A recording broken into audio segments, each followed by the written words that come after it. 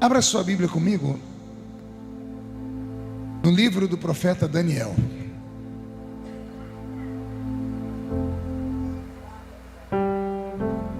Daniel, capítulo de número 10.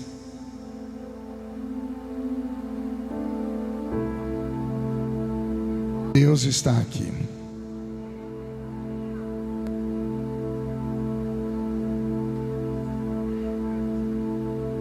Livro do profeta Daniel, capítulo de número 10. Quem encontrou, diga amém. O texto é um pouquinho extenso, mas é bom para a gente rememorar essa linda história. No ano terceiro de Ciro, rei da Pérsia, foi revelada uma palavra a Daniel, cujo nome se chama Beltesazar. E a palavra é verdadeira e trata de uma guerra prolongada. E ele entendeu essa palavra e teve entendimento da visão. Naqueles dias, eu, Daniel, estive triste por 3 semanas completas. Manjar desejável não comi, nem carne nem vinho entraram na minha boca, nem me ungi com unguento, até que se cumpriram as 3 semanas. E no dia 24 do primeiro mês, eu estava à borda do grande rio Raidequel, e levantei os meus olhos e olhei, e vi um homem vestido de linho, seus lombos cingidos com ouro fino de Ufaz. Seu corpo era como turquesa, o seu rosto parecia um relâmpago, e os seus olhos como tochas de fogo. Seus braços e os seus pés como a cor do bronze acassalada, e a voz das suas palavras como a voz de uma multidão. E só eu, Daniel, vi aquela visão. Os homens que estavam comigo não a viram. Não obstante, caiu sobre eles um grande temor, e fugiram escondendo-se.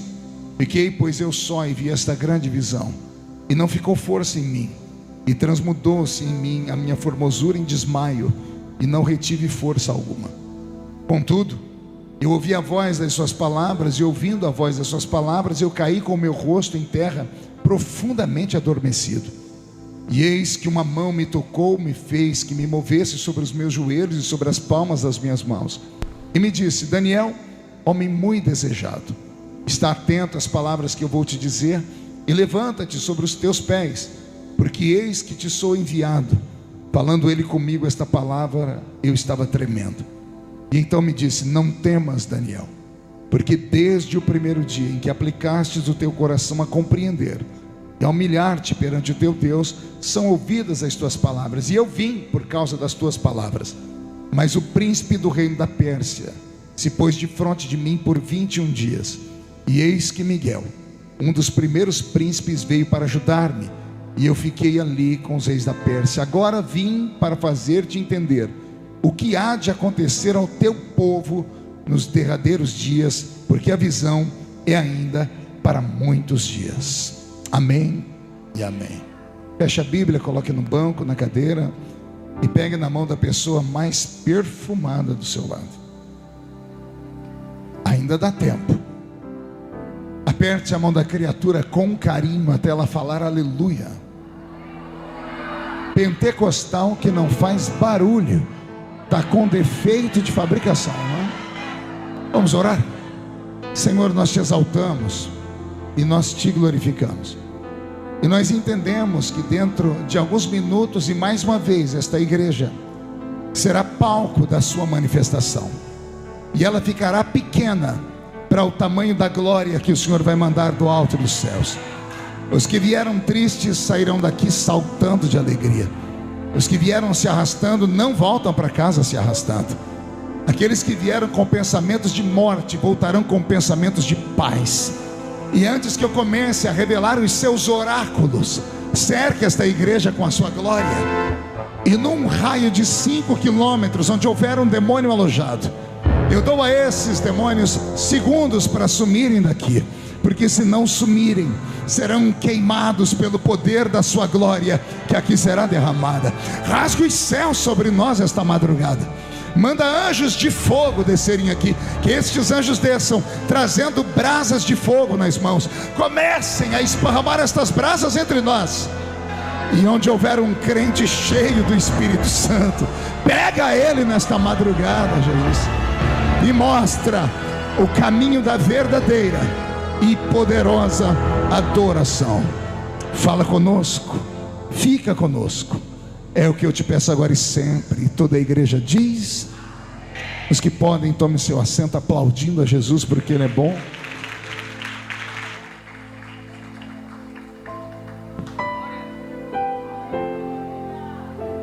Porque Ele é maravilhoso. Querida igreja, noiva do Cordeiro, simpatizantes da nossa fé, amigos que vieram de perto ou de longe, ou não sei se está sendo transmitido pela internet. Está?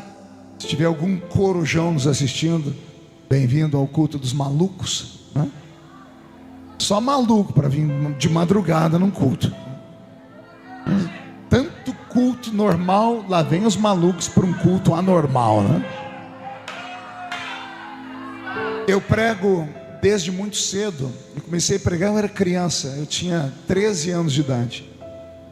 E antes de começar a pregar, eu já dava aula de catecismo lá na paróquia Cristo Rei, do Padre Ângelo. E li a Bíblia inteira de capa a capa quando eu tinha 9 anos de idade. Foi a primeira vez que eu li a Bíblia. E não foi essa Bíblia bonita como a nossa, né? A Bíblia protestante. Eu li a Bíblia católica, Bíblia Ave Maria. E me apaixonei por Jesus. E estou com Ele firme até hoje. Desde a minha infância pregando, eu não trago na minha memória nenhuma lembrança de um culto que Jesus tenha faltado à reunião. Só uma irmã deu glória a Deus, vou tentar melhorar. Calma, calma. Eu sei, de madrugada o cérebro vai devagarinho. Eu quis dizer que desde criança até hoje, eu não me lembro de um culto que Jesus tenha sequer chegado atrasado à reunião. Ele sempre chega quando o primeiro crente chega e vai embora quando o último crente vai embora. E quando ele encontra esses malucos que emendam o culto numa vigília, ele fica com eles até o sol raiar. Tudo isso porque ele deixou na sua palavra uma promessa. Ele disse: esta é a minha igreja, e as portas do inferno não prevalecerão contra ela. Quem pertence a esta igreja viva? Deixa-me ver. Que benção. E desde criança pregando, eu já preguei em todo tipo de culto. Pense num culto aí, já preguei nele. Já preguei em culto de Pedro, Tiago e João, aqueles que só tem 3 crentes mesmo ali reunidos. Já preguei em culto ao ar livre. Já preguei em praça pública. Já preguei com megafone na boca. Alguém sabe o que é megafone aqui? Procura no Google, eu não tenho paciência para explicar, né? Já preguei com microfone bonito como esse, sem fio. Já preguei com o microfone ligado num fio. Já preguei com o microfone ligado numa caixa de som, ligada numa bateria de carro, porque não tinha energia elétrica. Já preguei em microfone onde eu falava aleluia e o povo entendia glória a Deus. Aleluia, porque nem a senhora. Então, o que você imaginar de culto, culto em presídio, culto em hospital, culto ao ar livre. Já preguei em culto de senhoras, culto de senhores, culto de criança, de adolescente, congresso juvenil, escola bíblica, reunião de obreiros, convenções. Já preguei em velório de sogra. E isso é triste para alguns, para outros uma extrema felicidade. Então, o que não me falta é experiência com cultos. Todavia, há um culto que ele é diferente. É o tal do culto de vigília. Culto de vigília não é normal, porque não é para gente normal. Consegue entender isso ou não? Os normais deveriam estar em casa agora dormindo, ter tomado um chazinho, dobrado o joelho, orado e dormir. Só vem para a vigília gente que está querendo algo a mais. Gente que conhece a Bíblia: amo os que me amam, e os que de madrugada me buscam, me acharão. Eu costumo dizer que culto de vigília é o melhor culto, porque por 2 motivos. Primeiro, porque a fila é menor. Entendeu ou não? A fila para o céu é menor. Todo mundo dormindo e só você acordado. Então grita que o seu milagre chega. E a segunda coisa que eu sempre falo: culto de vigília é culto de hora extra. Então toda hora extra o pagamento é dobrado. Então diga para o seu irmão: você está no lugar certo. Então faça a coisa certa. Se você puder dar um grito de glória a Deus daquele tamanho. Eu estava vindo para cá e eu falei: Senhor, o que eu vou pregar nessa vigília? E o Espírito do Senhor falou no meu ouvido: Daniel. E todas as vezes que vem essa palavra Daniel, meu coração se sacode no peito. Quem conhece a Bíblia sabe que Daniel é um homem diferenciado.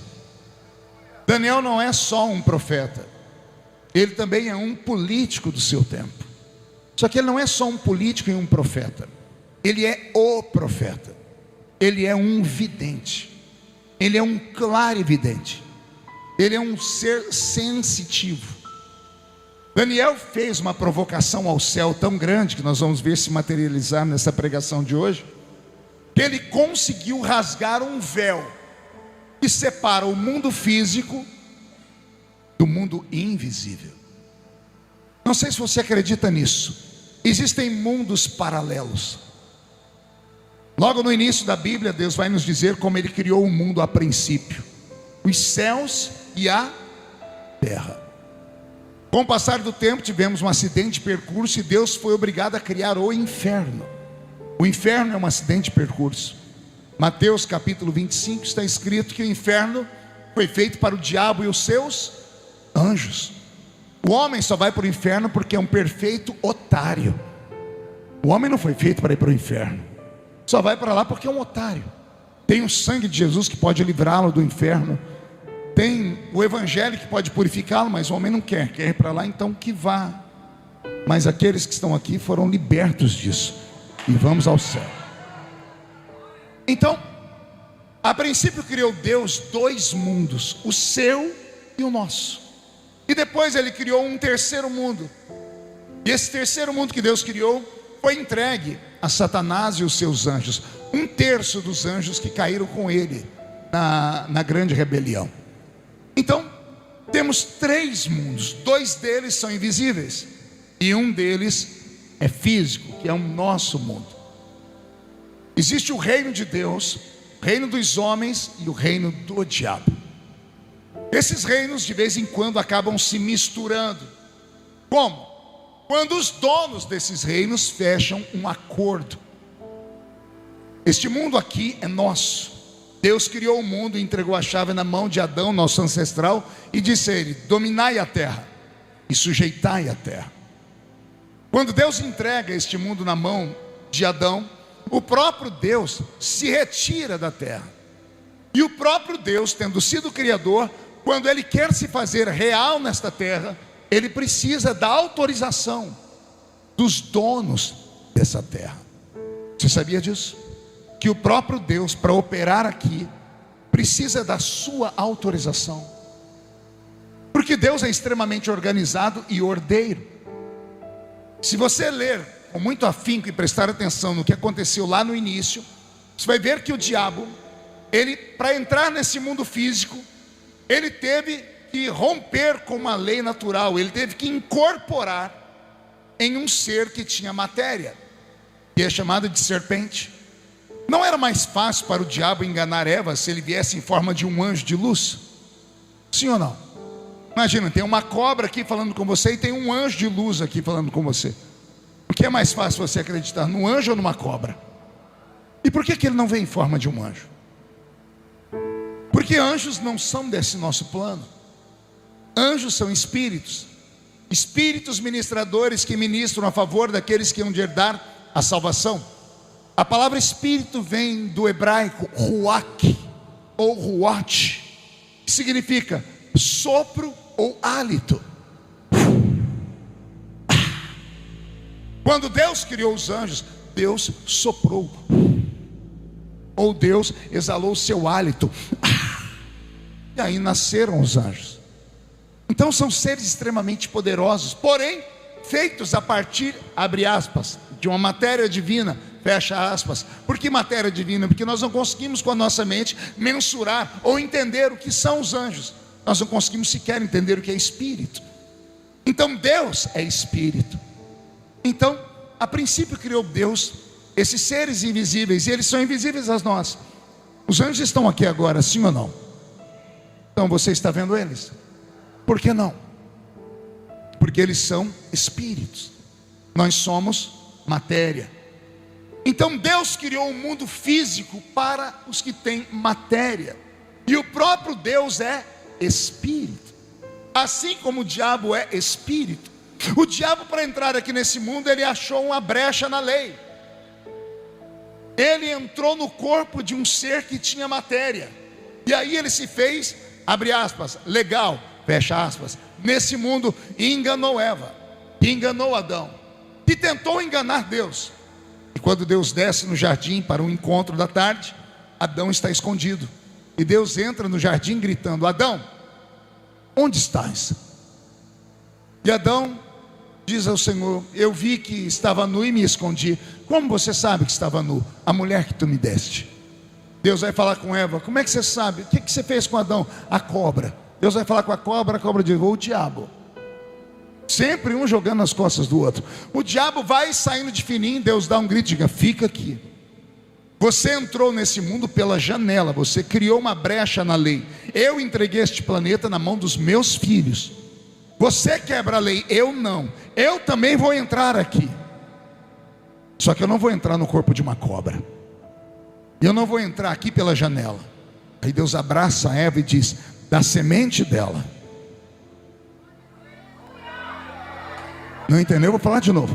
Da semente dela vai nascer um que vai esmagar a sua cabeça. Então leva o meu Deus 4.000 anos criando o projeto para entrar aqui nesse planeta de forma legal. Deus não queria entrar no corpo de uma cobra, nem de um jumento, nem de uma girafa. Ele queria entrar no corpo de um ser humano. Até que a virgem é escolhida, e o anjo está dentro da sala dela, ela está lá no quartinho arrumando as trouxinhas de roupa para sair. O brilho do anjo faz a sombra dela refletir na parede. Ela olha para trás, está lá aquele ser de branco. E antes dela ter um infarto no miocárdio, ele se apresenta cordialmente e diz: bendita sejas tu entre as mulheres. E ela diz: judeu não diz isso, judeu diz Shalom Adonai. E ele diz: eu não sou judeu, não sou nem da terra, eu sou do céu. Meu nome é Gabriel, eu assisto diante de Deus, e vim aqui só para dizer que você foi escolhida, porque o ente querido que vai nascer de você vai libertar a raça humana inteira dos seus pecados. Então, tudo isso são as histórias bíblicas. Então Deus criou a princípio 3 mundos: o seu, o dos homens e o do diabo. Quando um homem ou uma mulher se entregam por paixão e amor a um desses 2 senhores, tal ser humano se torna um ser humano com um upgrade. Com o quê? Pergunte por quê? Se o ser humano permanecer apenas nesse mundo, apenas no mundo físico, ele vai tramitar nesse mundo com 5 dons que Deus deu a ele. Deus deu a todos os seres humanos 5 talentos, que a ciência chama de sentidos. São eles: visão, audição, olfato, paladar e tato. Dá para repetir de novo?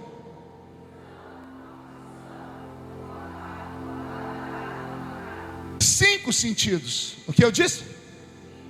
Para que servem os 5 sentidos?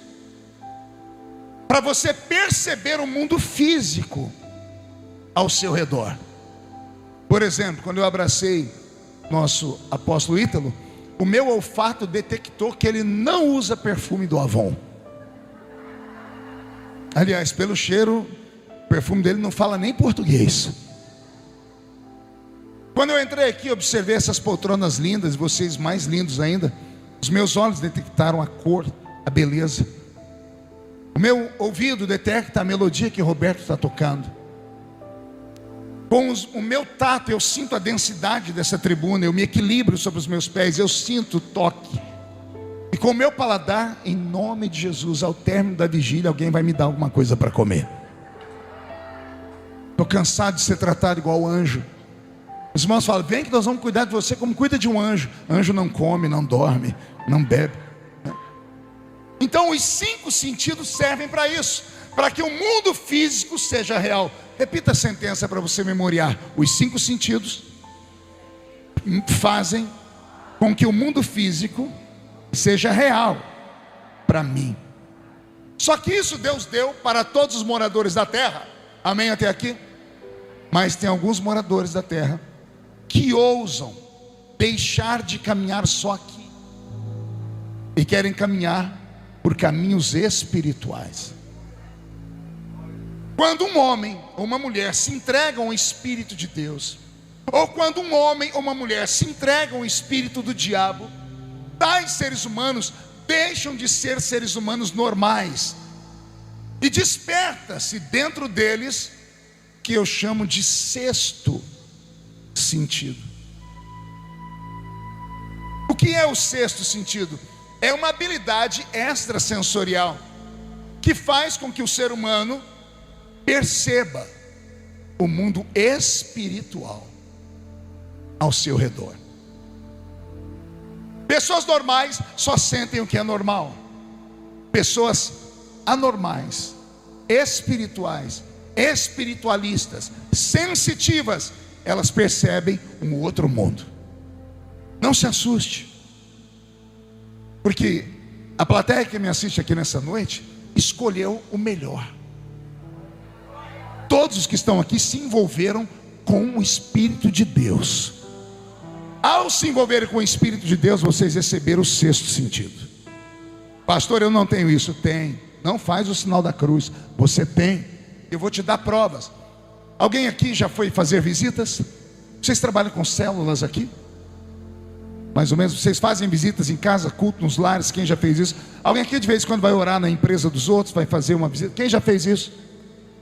Quem aqui se preparou um dia, quando chegou lá, abriram a porta da casa, você pisou lá dentro, subiu um arrepio, que até a orelha ficou mais para cima assim? Quem já sentiu isso? Quem já chegou no trabalho, na escola, foi abraçar uma amiga, pegar na mão de um amigo e deu ruim? Tem uma coisa esquisita assim. Quem aqui olha para uma pessoa e diz assim: ó, meu santo não bateu com aquela ali? Já aconteceu isso com alguém aqui? O que é isso? Pergunte a mim: o que é isso, pastor? É o que você é. Seres humanos não são normais, são diferentes de anjos, são diferentes de animais irracionais. Anjos só vivem no céu, vem visitar a terra, mas não pode morar aqui, tem que voltar para o céu. Animais irracionais só vivem na terra, não podem nem ir para o céu. Eu estou falando para a única raça que vive na terra.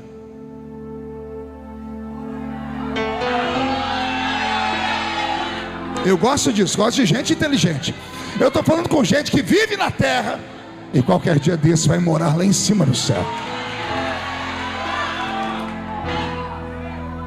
Consegue entender isso? A linguagem está muito alta, está dando para todo mundo entender. Por que eu estou falando sobre isso? Porque existem seres humanos que são capazes de onde chegam ou onde chegar, mudar o ambiente, mudar situações, mudar crises, mudar nações, mudar famílias, mudar bairros. Basta que a pessoa pise naquela terra. Por quê, pastor? Porque tem alguns que por onde andam carregam com eles a glória de Deus, assim como alguns carregam o inferno. Ainda ontem eu falava com os amigos lá em Brasília sobre uma cidade no Maranhão chamada Codó. Quem já ouviu falar de Codó? Codó do Maranhão. Havia em Codó do Maranhão um centro de feitiçaria com o maior feiticeiro do país, que era o Bita do Barão. Eu novinho fui pregar em Codó, não entendendo nada disso, fazendo as minhas orações de guerra.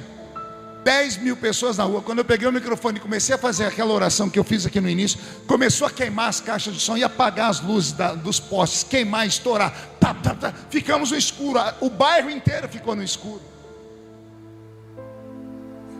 Porque quando eu cheguei eu levei a luz. Só que lá havia um principado que dominava a família que já governou o país inteiro. Eu não vou dizer o nome para não ter direito de resposta. Vocês são inteligentes, sabem do que eu estou falando. O mundo espiritual existe. E pasmem, foi feito um censo dia desses no Brasil e perguntaram quantos acreditam em Deus. 90% dos entrevistados. Quantos acreditam no diabo? Apenas 60%. 90% dos brasileiros entrevistados acreditavam em Deus. A mesma pergunta foi feita para eles sobre o diabo. Eles não acreditam no diabo. Como que uma pessoa pode acreditar em Deus e não acreditar que é uma força contrária? Como alguém acredita em anjos e não acredita em demônios? Como alguém acredita em bênção e não acredita em maldição? Como alguém acredita que se o pastor botar a mão na sua cabeça, você é abençoado? E se outra pessoa que não teme a Deus botar a mão na sua cabeça, você pode receber coisa ruim? Somos seres que caminham entre dois mundos. Parte de nós vive dessa terra, a outra parte se alimenta daquilo que é invisível. E é esta parte invisível que te fez vir para cá nessa madrugada. E não existe nada melhor do que você ouvir uma palavra agora, nesse horário, na terceira vigília da noite. Se chegarmos na quarta vigília, falta só 46 minutos, aí você vai ver o que é guerra. Porque a quarta vigília é a mais pesada da noite, das 3 da manhã às 6. É por isso que o corpo fica convalescido, é o horário que mais tem pessoas morrendo de overdose, pessoas se prostituindo, pessoas batendo carro. Porque é a hora em que os crentes dormem, as orações cessam e os demônios se alavancam e se levantam. Satanás sabe o que acontece quando um crente perde uma noite e vem para uma igreja como essa. Você pode não estar sentindo nada, pode não sentir emoção nenhuma. O fato de você estar aqui, você está abrindo um canal ao céu. E você será um condutor de glória para a sua casa, para a sua rua, para o seu trabalho, para a sua empresa. Não somos normais. Eu estou com o corpo todo arrepiado já. Fiz todo esse preâmbulo para falar de Daniel. Beto, mude a música, por favor, e abaixe um pouquinho o seu teclado que está muito alto. Daniel não é um homem normal. Daniel cresceu numa terra abençoada, era filho da aristocracia judaica, era um menino de sangue azul, um menino criado com vó, menino rico. Alguém conhece menino criado com vó aí, né? Era Daniel, eu era assim. Só que ele teve a infelicidade de vir um juízo de Deus no seu tempo, por causa dos pecados dos seus pais, dos seus avós e dos seus bisavós. Ele foi levado preso, cativo à Babilônia, em uma das duas levas. A primeira leva levou 1 milhão de judeus.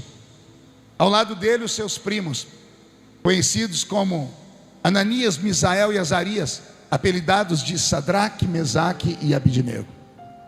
Esse Daniel foi arrastado para dentro de Babilônia, não sem antes ver a sua família ser assassinada, não sem antes ver a sua religião ser destruída, não sem antes ver o templo de Deus queimado, não sem antes ver Jerusalém ser devastada com fogo, não sem antes ver o céu fechado e Deus se calar.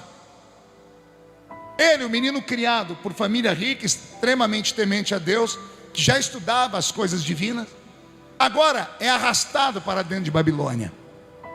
Junto com ele 1 milhão de outros judeus. Ele entra dentro de Babilônia, Deus não fala com ele. Lembra que eu disse, ele viu a família morrer, ele viu a cidade que ele amava ser destruída, o país dele ser incendiado.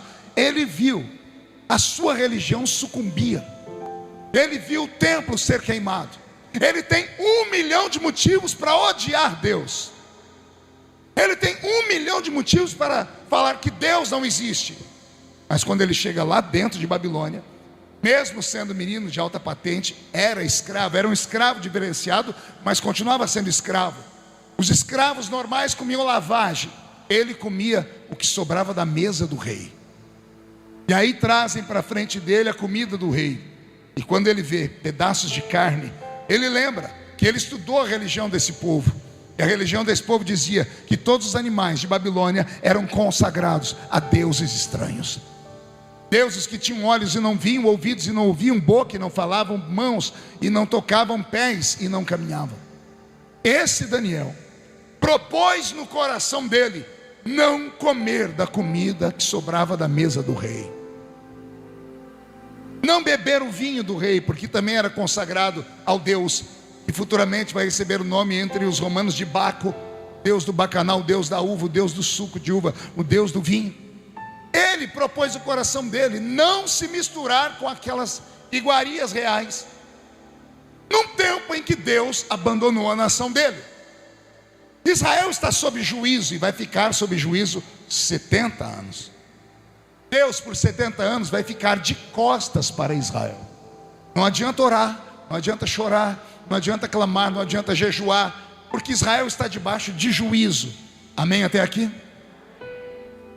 A pergunta que fica é: como é que um menino que perde pai e mãe, perde a sua religião, perde o seu país, continua acreditando em Deus? A gente por muito menos troca Deus por um quimba de cigarro fumado. A gente por muito menos abandona a fé. Ele viu o pai dele ser assassinado, a mãe dele ser assassinada. Ele viu o templo onde ele servia a Deus ser queimado. Ele viu Deus sair de Israel. Ele viu a cidade ser destruída. Ele conviveu com o silêncio de Deus. E de repente está ele no meio dos ímpios e toda uma nação, 1 milhão de judeus murmurando. E ele diz assim: eu não vou murmurar. E detalhe, ele consegue influenciar alguns. E os outros assim: se você não vai comer, nós também não vamos comer não. E ele não come. Quando alguém fica sabendo, a pessoa vai falar com ele e diz: se você não comer proteína, vai acontecer que o seu corpo vai convalescer, vocês vão ficar fracos e o rei vai me matar. Daniel olhou para o homem e disse assim: eu faço um pacto contigo, nos dê 10 dias comendo só legumes e volte aqui para ver como a gente está. Se o meu olho tiver fundo, se eu tiver com a glicose baixa, você pode me obrigar a comer o que você quiser, mas você vai ver que o meu Deus vai me sustentar. Esse é o primeiro jejum de Daniel. Não tem nada a ver com o jejum dos 21 dias, porque os crentes fazem uma confusão. Não, eu vou fazer os 21 dias do jejum de Daniel, que é a base de legume. O legume não tem nada a ver com os 21 dias daqui do capítulo 10, que já eu explico para vocês. Esse voto que ele fez foi um voto para mostrar às pessoas que ele não precisava comer comida sacrificada a ídolo. Então, ele apenas não comia proteína e não tomava vinho. Ele bebia água, bebia outro tipo de suco que tinha lá, e comia as frutas, frutas e os legumes. Mas foi um pacto que ele fez. 10 dias depois o homem volta. Não é que Daniel está mais forte do que os outros? E ele continua não comendo carne. 1 mês, 2 meses. Um dia um anjo não aguentou e falou: Senhor, foi? Senhor, eu preciso olhar lá para baixo. Não vou olhar, Israel está debaixo de juízo. Senhor, não vou ouvir testemunho, não quero ouvir oração, não quero ouvir clamor nem de criança nem ninguém. O Senhor, não é isso. O que é? Tem um menino lá. E aí? E aí, Senhor? Que ele não está orando, ele não está pedindo, ele não está clamando. O que ele está fazendo? Ele está jejuando. Mas com qual propósito? Só para não tocar em comida de ídolo. Deus está de costas. Eu imagino Deus indo olhando assim devagarinho. Sério?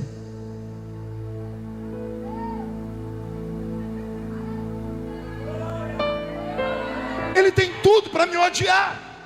Os outros estão me odiando. Os outros me trocaram já pelos deuses de Babilônia. E ele continua me adorando. Esse menino é levado. Ele está me provocando. O primeiro livro escrito na Bíblia, você sabe qual foi, né? Jó. Jó foi escrito antes do Gênesis. E lá em Jó está escrito: Deus ama aqueles que provocam a Ele. Tem gente capaz de provocar Deus. Você acredita nisso ou não? Aqui dentro tem alguns. Tinham tudo para estar em casa chorando, depressivo, tomando Rivotril, Lexotan, querendo se matar. Perderam tudo. Aí você olha para a cara da pessoa, está com um sorriso de orelha a orelha.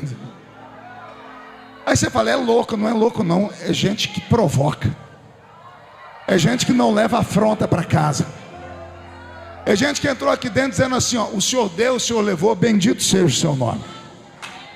Perdi família, perdi casa, perdi saúde, perdi emprego, perdi tudo, mas não perdi a minha fé, porque eu sei que o meu Redentor vive.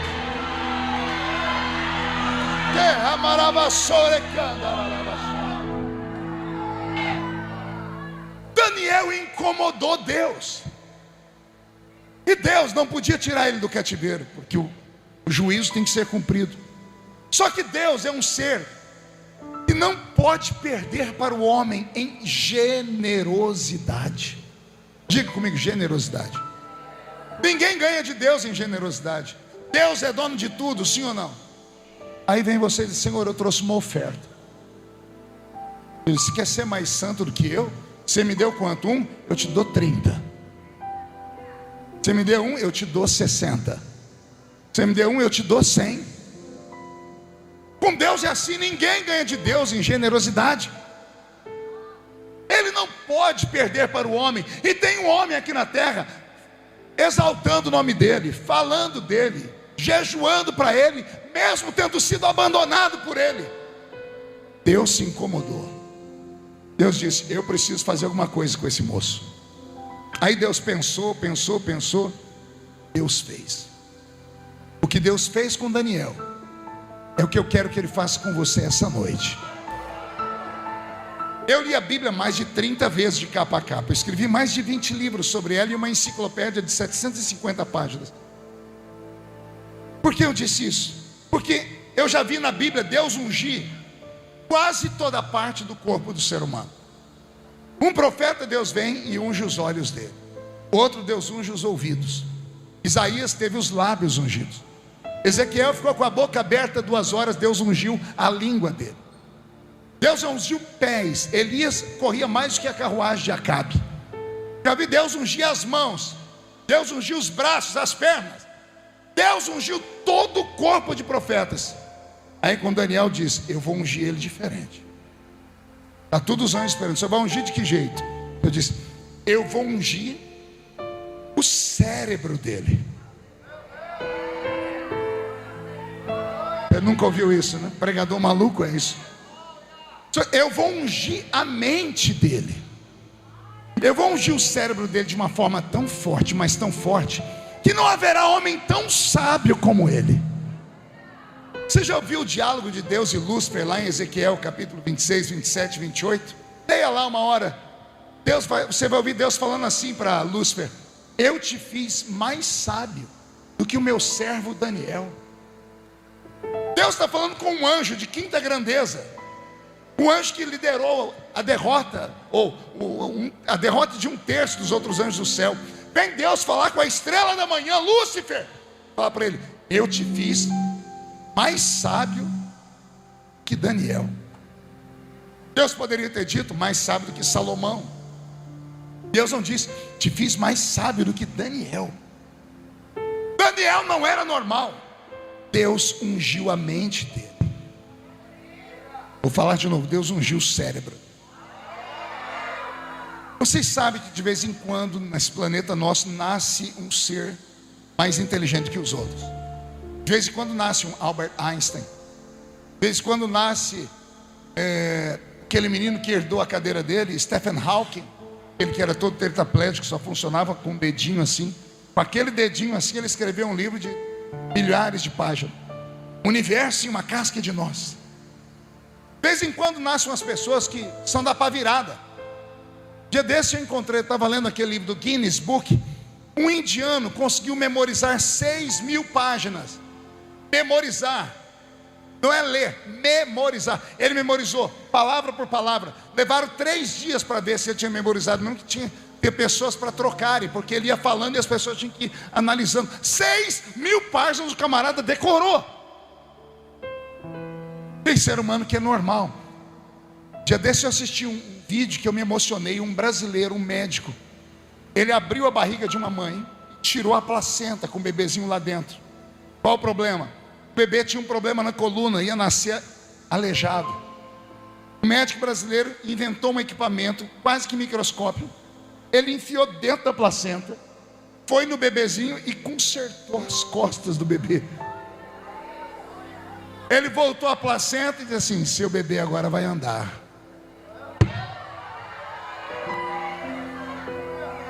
Meu corpo está arrepiado, você já vai entender onde eu vou chegar.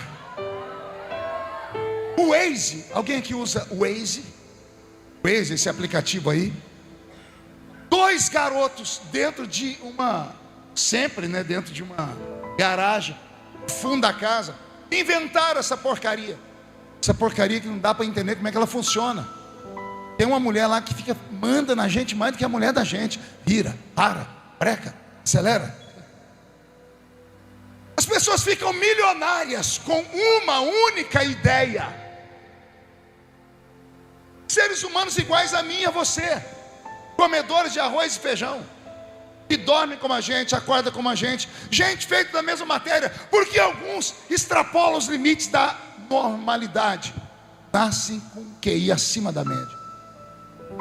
A ciência diz que o ser humano normal usa apenas 10% da capacidade do seu cérebro. 10%. Aparece um Albert Einstein e descobre que ele usava 12%. Sobra ainda 88% que a gente não consegue acessar. Aí vai Deus e mexe no cérebro de Daniel.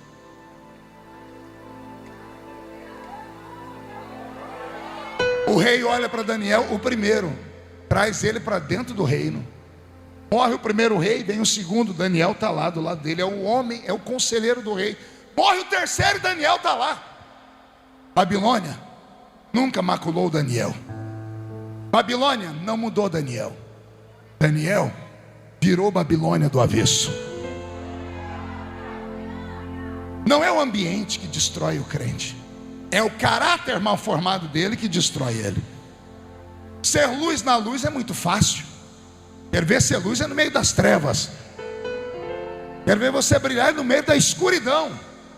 Só que para isso Deus tem que te dar inteligência.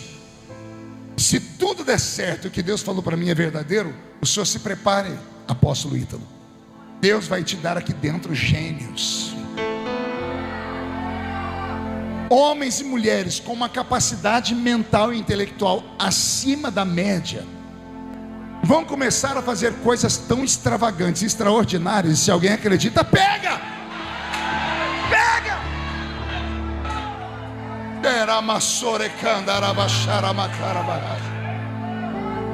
Eu não estou falando para gente normal nessa madrugada. Eu estou falando com gente que acredita que pode dormir de um jeito e acordar de outro. Eu estou falando com homens e mulheres que quando saírem daqui já vão notar a diferença quando pisar na rua de casa. Não se assuste quando pisar na rua da sua casa, começar a chacoalhar a árvore, bater porta de carro, cair panela dentro da sua casa, janela. Vai parecer um poltergeist. Sai correndo? Não, entra e diz assim: chegou o novo dono dessa jossa aqui.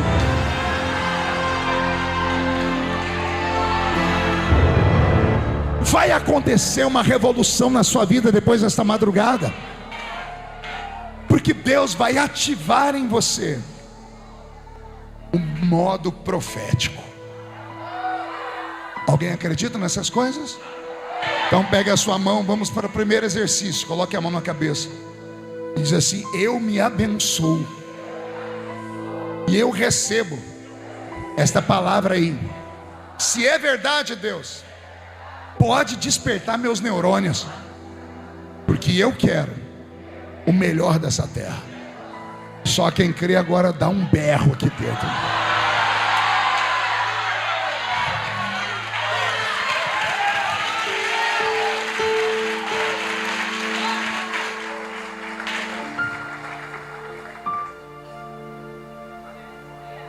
Quando Deus ativou o cérebro de Daniel e deu a ele inteligência, por expandir o cérebro dele, expandiu-se também o eu interior dele, o seu espírito. E Daniel se tornou um sensitivo. Por isso era um profeta, era um vidente. No capítulo 10, Daniel acordou de manhã, sentou na cama, deve ter esticado os braços para bocejar, e ao respirar ele percebeu que tinha algo diferente no quarto. Ele percebeu que havia algo diferente no reino. E ele fez o quê? Foi falar com quem conhece os mistérios. Dobrou o joelho e falou: Senhor, notando uma coisa diferente aqui, o Senhor pode me revelar? E Deus revelava a Daniel. Só que no final daquele dia Deus não falou com ele. Ele tinha duas opções: entregar o jejum no fim da noite, e agora sim, um jejum integral. Não comeu carne, não bebeu vinho, não comeu nada, ao ponto de entristecer o seu rosto. Ele poderia ter quebrado o jejum. Então amanhã, se Deus falar comigo ou não, eu começo outro jejum. Mas não, ele emendou um jejum de um dia para o outro e continuou trabalhando. Passou 2 dias, Deus não explicou para ele. 3, E ele emendou um jejum no terceiro dia, no quarto. 1 semana sem comer nem beber. 2 semanas sem comer nem beber. 3 semanas. E aqui sim, 21 dias de jejum integral. Não tinha nada a ver com legumes. 21 dias sem comer. O que aconteceu com ele? O que os nossos velhos pais ensinavam sobre o jejum? O jejum mortifica a carne. Se ele mortifica a carne, ele faz expandir o espírito. Quando você jejua, sua carne vai morrendo. E aí você perde as habilidades com os 5 sentidos normais. Eles começam a entrar em confusão. Todavia, na ausência da comida para a carne, o seu espírito começa a ser ativado. E aí o 6º sentido, ele aflora. É por isso que os crentes recebiam dons quando jejuavam. Recebiam vitórias quando jejuavam. Recebiam curas quando jejuavam. Recebiam autoridade, porque são armas que o Senhor nos deu e nós já não usamos mais. Temos mais facilidade de fazermos dieta do que jejum. Ah, pastor, mas eu vou jejuar. Daqui a pouco acabei perdendo o jejum chupando uma bala. Tomei uma xícara de café, perdi o jejum. Você perdeu o jejum quando você esqueceu que estava jejuando. Ali ele perdeu o efeito. Porque jejum é sacrifício. Sacrifício, você tem que sentir dor. Tem que lembrar que você está fazendo. Se você esquece, é porque você não estava sentindo nada. Então o jejum perdeu o efeito ali. Daniel jejuou 21 dias. Quantos dias? E ele não ficou trancado em casa, ele foi trabalhar. A Bíblia diz que ele estava na beira do rio Raidekel. Daniel era engenheiro, estava fazendo uma obra de um aqueduto que ia pegar água do rio Raidekel e levar para a Babilônia. Ele estava cercado de engenheiros pagãos. 21 dias de jejum, esperando Deus responder. Vou deixar ele falar. Eu estava na beira do rio Raidekel, quando de repente o ambiente mudou. E eu olhei para minha frente e vi um homem vestindo roupa de turquesa, cabelos prateados, rosto de bronze, olhos como tocha de fogo. Quando eu vi, eu caí aos seus pés como morto. Os meus amigos, embora não o viram, sentiram e saíram correndo.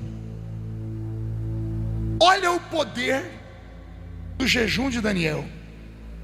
O jejum de Daniel rasgou a película que separa os mundos. Há um mundo invisível paralelo a nós. Imagine você olhando para um espelho. Há um outro mundo lá dentro do espelho, mas você não consegue atravessar ele. Tanto que escritores europeus escreveram Alice no Mundo dos Espelhos. Era a imaginação humana, o que tem do outro lado. O mundo espiritual que eu estou falando, que é acessível, é o mundo de Deus, é como esse espelho. Ele está à nossa disposição, só que nós não conseguimos entrar lá dentro. Daniel jejuou 21 dias ininterruptos, e no 21º dia a película que separa esse mundo do outro rasgou. O anjo que estava do outro lado fez isso aqui, ó, entrou no mundo de Daniel. Não conta para ninguém. 2:30 da tarde. Todas as visões da Bíblia são de noite. A de Daniel é 2 horas da tarde, porque ele está trabalhando à beira do rio. Nunca tinha acontecido isso antes. Só com Adão, só Deus entrava no mundo de Adão. Agora tem um homem chamado Daniel, que por causa do jejum, ele atraiu o mundo invisível para dentro do trabalho dele. Os amigos dele não viram nada, saíram correndo todos. E Daniel olhou e viu o anjo. Ele disse: eu estava de 4. O anjo me ergueu e colocou de pé e disse: Daniel, homem muito amado, a tua oração foi ouvida desde o primeiro dia. Acorda, Roberto. Todo mundo rindo de você que está dormindo aí. De vez em quando ele dorme, os dedos tocam sozinho ali. Olhe para mim. Esse Daniel falou com o anjo face a face. O anjo materializou-se no mundo dele. E o anjo chegou dizendo: Daniel, a sua oração foi ouvida desde o primeiro dia. Eu imagino Daniel dizendo: e por que não veio a resposta? O anjo lendo a mente dele, dizendo assim: Daniel, eu vim, mas cheguei aqui no céu da Pérsia. O príncipe do reino da Pérsia, um demônio, me amarrou. E eu nunca imaginei que haviam demônios capazes de amarrar anjos. Sempre aprendi desde a escolinha dominical que anjo é mais forte do que demônio. E Gabriel não é um anjo comum, é um dos 5 grandes anjos da Bíblia. É um principado que chegou no céu da Pérsia e os demônios não deixaram ele descer com a resposta da oração. A sua oração foi ouvida. A resposta não desceu, não é porque Deus não falou, é que os céus de Maceió, os céus do bairro onde você mora, os céus da sua casa, os céus do seu trabalho estão travados por legiões, potestades, principados, hostes da maldade, demônios gigantescos, demônios milenares. Não é aqueles que vêm à igreja que eu chamo de demônio kamikaze, Zé Pilintra, Exu Caveira, Tranca-Rua, Preto Velho. Isso aí é demôniozinho chulé.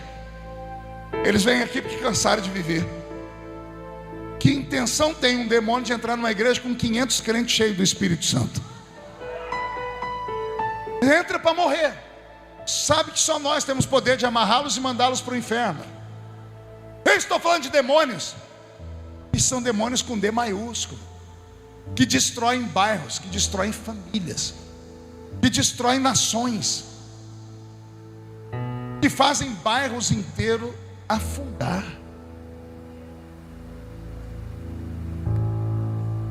Capaz de provocar tsunamis, destruir nações inteiras. O mundo espiritual é tão real quanto o mundo físico. Só que como nós não tramitamos no mundo espiritual, a gente leva tudo na base da brincadeira. O pastor David Yang Shu esteve no Brasil alguns anos atrás. Ele já faleceu, pastor de uma igreja na Coreia do Sul. E ele foi em São Paulo. Ele era um homem que durante a vida toda só orava 3 horas ajoelhado antes de pregar a palavra, todos os dias, de janeiro a janeiro. Quando ele chegou em São Paulo e ele foi pregar para nós, quando ele pegou o microfone, um homem desse tamanhozinho, ele, antes de pregar, ele disse aos pastores: como que vocês vivem nesse país? Como que vocês conseguem caminhar ao lado de demônios? Do hotel para cá, eu vi demônios nas árvores, demônios nos postes, demônios nos carros. Eu olho aqui e vejo demônios nos ombros de alguns dos senhores pastores. Era uma convenção de pastores. Os pastores ficaram apavorados. Pastores começaram a cair convulsionados. Mas como é que ele via? Ele treinava o homem espiritual dele. Jejum e oração. Aí vem a nossa geração e quer ganhar tudo no grito. Quer ganhar cantando, dançando, brincando, tocando pandeiro. Não dá para levar as coisas na brincadeira. Não dá para levar uma vida, cai lá, um pé na igreja, outro pé no mundo. Não dá para levar uma vida frívola. Não dá para guardar no seu coração seus pecadinhos de estimação. Ou você entra de cabeça nesse reino, ou sai dele. Porque senão você vai atrair demônios sobre a sua vida, se é que já não tem, atormentando seu marido, seu filho, sua casa, seu emprego, tudo, porque eles não conseguem tocar em você. Vai tocando em tudo que está ao seu redor, e você não conhece nada de batalha espiritual. Não consagra os filhos, não consagra o carro, não consagra a casa, não consagra o trabalho. E não é só consagrar, é manter uma vida em vigilância.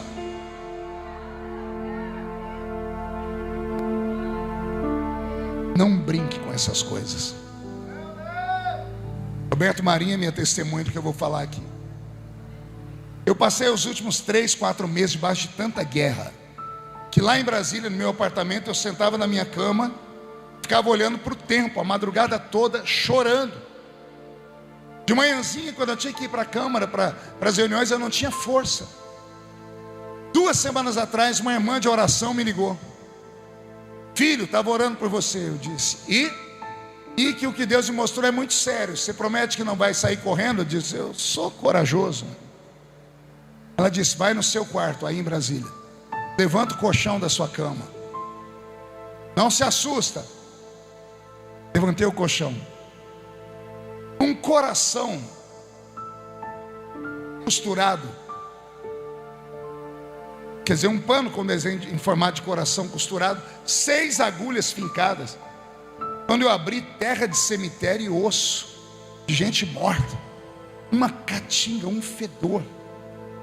Quando eu vi aquilo, eu tomei um susto. Ninguém entra no meu apartamento. Só eu, o Roberto e a moça que trabalha lá. Liguei para minha mãe de oração, eu vou mandar a moça embora. Ela disse, não mande, filho. Por quê? Ela não tem nada a ver com isso. Falei, como? Ela disse, o Senhor me mostrou.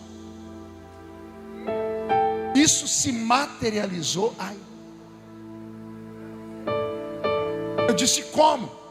Espíritos entraram aí de madrugada. Já tem meses. Quantas agulhas? Eu contei 6. Eu disse, veja a sua família. Eu, minha esposa, Karen, Kathleen, Camille e a Aurorinha, minha neta. 6. Vasculhei a vida da minha família toda esses últimos meses, todo derrotado. E eu pregando todo dia nas igrejas. Porque eu prego quinta, sexta, sábado e domingo, toda semana, o ano inteiro, há mais de 30 anos, pregando. E não sabia que o diabo estava dentro do meu apartamento. Ela disse, queima. Queimei. Aquela noite eu dormi tranquilo. De lá para cá, estou me sentindo um gigante de novo. Existem coisas que nossa mente humana não pode compreender, mas é real. O que você não entende aqui, aceita aqui. Deus não te trouxe aqui à toa. Deus te trouxe essa madrugada para 2 coisas. Primeiro, Ele vai ungir a sua mente. Ele vai te dar uma inteligência, uma sabedoria. Anote o que eu estou dizendo. Vai começar a brotar ideias na sua mente. Eu não duvido que alguns aqui vão ficar milionários depois dessa noite. Estou liberando o que Deus está mandando. Não sou pregador de prosperidade. Estou falando o que Deus está me mandando falar. Alguns de vocês, se acreditarem no que eu estou falando e buscarem, Deus vai virar a sua vida assim, ó. Vai te tirar de baixo e te colocar aqui em cima.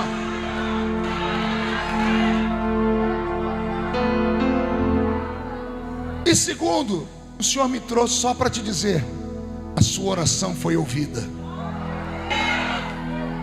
Desde o primeiro dia. Mas demônios amarraram a sua casa, sua família, seus negócios.